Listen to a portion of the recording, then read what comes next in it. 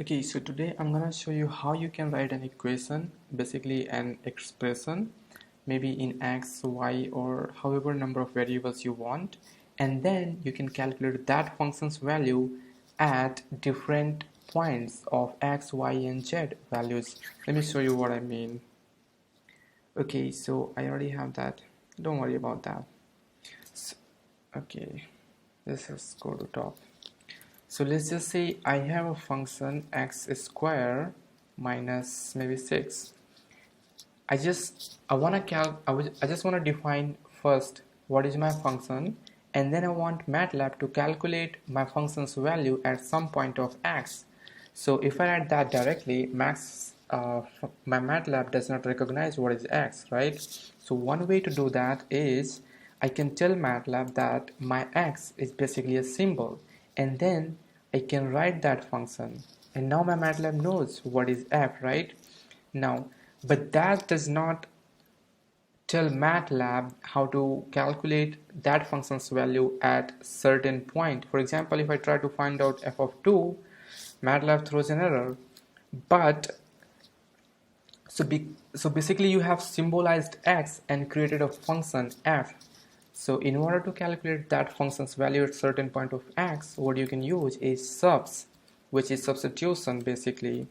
So now what you need to do is you need to tell MATLAB which is the expression, and then in that expression which symbol do you want to put equal to what.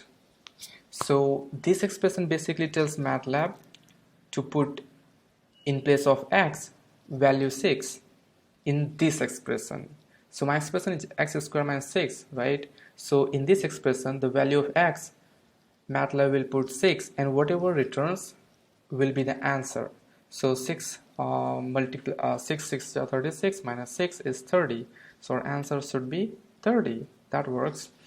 Okay, so there is actually another way to do the same. Like you can have a function and then you can calculate function's value at certain point of x, and that is inline. Okay, let me show you how that works. Let me clear everything first.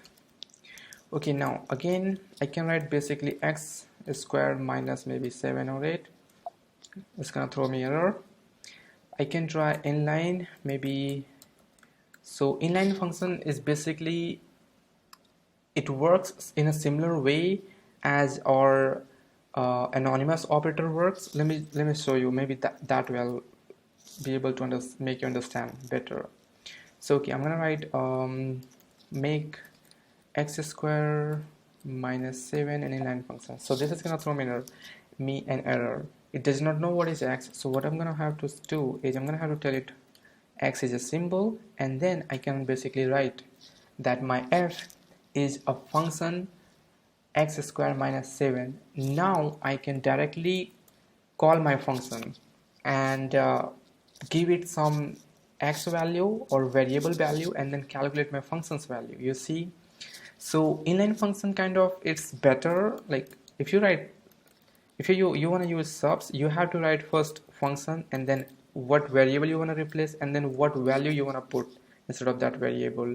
So this is how you would go. But with inline you don't have to do all these things. You can basically write, if you have an inline function, you can basically write f of whatever value that you want to put. Okay, so that was basically inline and substitution. Okay, let me show you one more. I think I have, yeah, we have done anonymous operator, but let's just not worry about that. Okay, so I can also create a function in x by using anonymous operator. So this is my anonymous operator. That's how we define anonymous operator. And then after this we write our expression. So my expression is x squared minus maybe 9. That's how MATLAB knows that this is a function. And now you don't have to symbolize x. You don't have to do anything. You can directly ask MATLAB, hey, give me what is f5. That's it. This is the best, I guess. This is the best. So anyways, that's it.